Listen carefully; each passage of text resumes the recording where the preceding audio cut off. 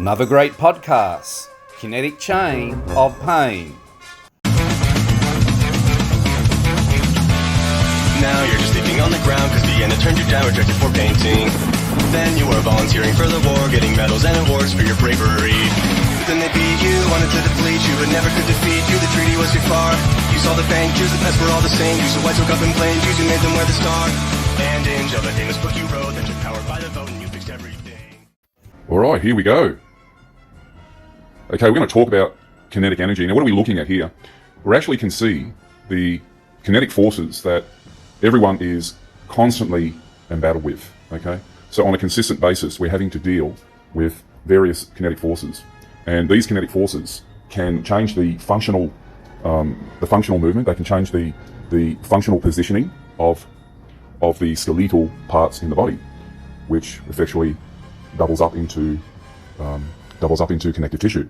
Okay, so we have a framework, and connected to that framework we have connective tissue, muscles, ligaments, tendons, and that's what gives motion. That's what gives mobility. It's what gives movement to the skeletal parts in the body. Okay, so remembering that out of all joints, whether it be the shoulder joint or whether it be the vertebral spine, whether it be the pelvis joint, whether it be the greater tuberosity joint, the acetabulum, whether it be the knee joint, whether it be the ankle, whether it be the toe joint, whether it be the wrist, whether it be the finger.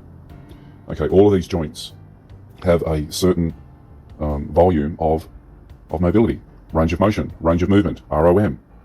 So out of all of those joints, the cervical region contains 50% of the entire volume of joint movement in the human body. So let's begin with the head, shall we? So we can see that the initial kinetic force begins at the skull. Okay, so it's very interesting how a lot of chiropractors tend to skip over the occipital process, and they don't see how the occipital process and the TMJ can actually lead to a lot of issues, a lot of pain issues further down the chain. We begin at the skull, and so the occipital process is where that kinetic force begins. The kinetic chain represents a series of events which relates to compensation. That means that whenever the body has a wrong axis, the body must compensate for that. Okay, so everything's about balance. Everything in the human body is about balance. Joint movement must be in balance. Biomechanical movement must be in balance. So there is mathematical equations that are involved in movement. So that brings us to the second line of command, which is the shoulder. And as you can see here, the right shoulder shows depression. Okay, it's leaning to the right, and this here creates what we call a thoracic and lumbar scoliosis. Yeah, so there's no symmetrical value. Okay, the symmetrical value at the coracoid process on both left and right shoulder is an indicative condition for thoracic and lumbar scoliosis. So the thoracic part of the spine is what contributes from T1, which is just at the base of the neck, all the way into T12, which is just above the lumbar spine. Okay, so that's that portion. It's the mid portion of the spine that compensates, or rather becomes affected by the right shoulder depression. Okay, that's the symptom. That's the effect of the right shoulder depression.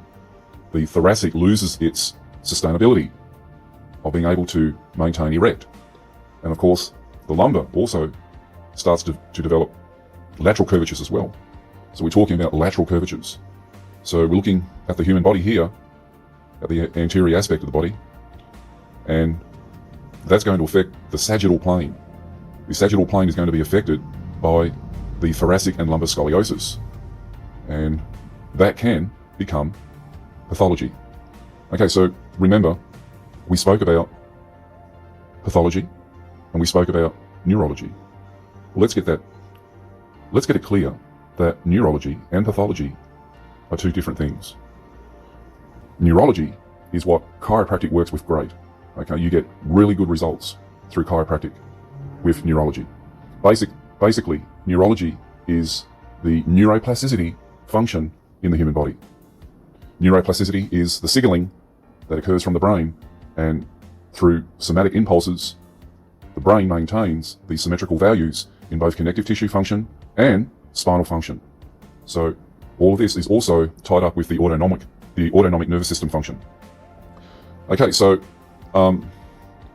that's neurology. Pathology is where your body has gone from an acute circumstance, the spine has moved from an acute circumstance of motion and function, and it's become chronic. Okay, so this occurs over a long period of time. 6 years, 4 years. It could be longer, could be shorter, but it's a long period of time, depending on your constitution. Okay, the chronic, the syndrome chronic, it all depends on your constitution. Some people have a strong constitution, others don't have a strong constitution. Okay, so everyone is made up differently. Each person's DNA, RNA genetically makes up their has a constitution. Okay, the constitution or the constituents of motion, movement, strength, all of these things.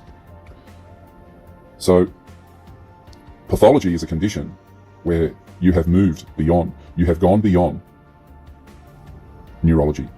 You have gone beyond a neurological symptom, okay, which becomes diseased. So you're now in a disease pathway. Yeah. So neurology is symptoms of pain. Pathology is symptoms of pain with degenerative disc disease. And that means basically the disc has given way, the disc has become degenerated, you've lost the fluid that suspends the bone from the nerve. There's a nerve process that exits from the spinal cord, and that suspension of fluid has been lost, okay? And that means that the bone system is now cavitating into the close proximity of the nervous system, of the nerves that give function to your connective tissue, muscle, ligament, tendon. So after that brings us to the pelvic asymmetry. So we can see that the body has responded. The body has responded at the pelvis connection there, at the junction. So the shoulder and the pelvis are closely related. The pelvis will initially try and compensate to remove the thoracic and the lumbar scoliosis. And the body does that. The body is a beautiful system. The neurology of the body is incredibly innate. We're talking about innate intelligence. And so when the neurology of the body creates this pelvic asymmetry, it's trying to keep that nerve free. Okay? That nerve system that gives motion, that gives function, needs to be completely free of any type of obstacle, disturbance. This is the study of neuroplasticity. And so we need to understand that when this pelvic asymmetry initiates, that's when trouble begins. Okay? This is a problem here.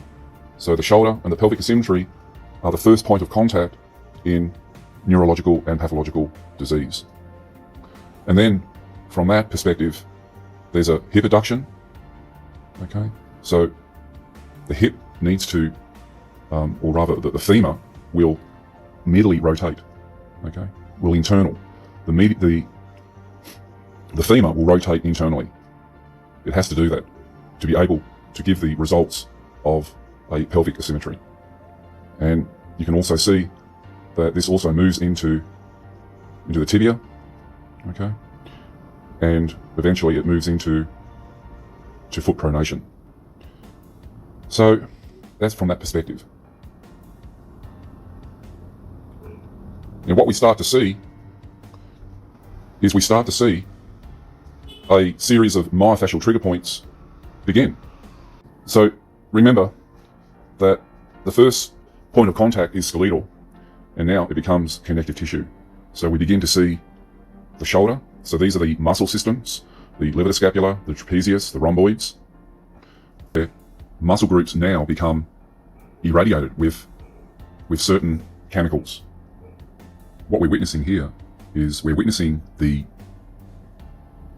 effects of the shoulder, the compensatory function of where the shoulder has dropped, and the body begins to develop these trigger points. Why is that? Well, you must remember that the connective tissue has a certain length, a certain muscle length, as compared to the left. And so this is where the body begins to trap certain extracellular components of function, of biochemistry.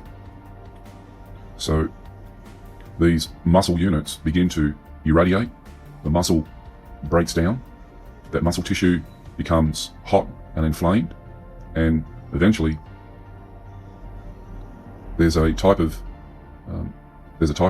irradiation build up in the actual muscle tissue, okay, which gives you symptoms. So the redness that you can see in the picture here indicates the series of pain, or rather the zones of pain that occur with these myofascial trigger points. So here we can see the kinetic chain. Now this gives us a real perspective in understanding the compensation. Okay, so we always say that the hip bone is linked to the pelvis bone. The pelvis bone is linked to the femur bone. Okay, so everything is linked. When we talk about kinetics, remember, kinetics is all about the reception of force. Okay, so this is the play of forces. This is about impact, and this is basically how motion occurs. So without kinetic energy, without kinetic force, nothing operates in the human body, and it's all vibrational. Everything in the body is about frequency and vibrational. And so it's essential that we understand that, it's important that we understand that pathology and neurology are affected by kinetic energy, kinetic forces that contract with each other. Okay, so that contract between the kinetic forces can be either negative or a positive force. Okay, for an example, if you're going for a run, it's essential that both the anterior and the posterior muscles biomechanically function correctly. And so, in other words, your anterior muscles are not going to work when they're in contraction, when the other muscle is in contraction as well. Okay, so one has to contract and the other has to extend. This is biomechanical function. Okay, so what we can see here is we can see the effect of the muscle system that keeps that system erect, that keeps the spine erect. Okay, so these are the muscle systems that persuade scoliosis to not occur. Okay, so the muscle system, these muscle systems have to confer with the way the spine bends, and this is the problem. These are the muscle systems that are directly related to the thoracic and the lumbar region, as we spoke about before. So you'll remember the compensation. Okay, let's go back to that slide. Okay, so you can see both the thoracic and the lumbar scoliosis and the pelvic asymmetry. Well, it's these muscles here that create that problem. Okay, it's these muscles that prevent the scoliosis. Right, we can now see at the hip, the origin point here, we can see the biceps femoris, the rectus femoris. Biceps femoris is the hamstrings. This is the rectus femoris, so this is the anterior muscle. And so this is the muscle that gives rise to that internal rotation, to the medial rotation of the hip, where the hip adducts itself to allow the compensatory movement.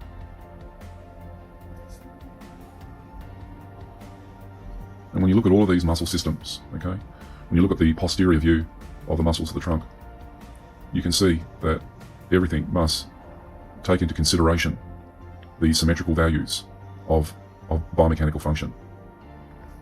So each muscle system is uniquely involved in innate function, in innate movement, innate mobility, innate contraction and extension, and which not only originates in the spinal system, but it also transfers into the hip, into the hamstrings, into the posterior part of the body. Okay, incredibly made we are.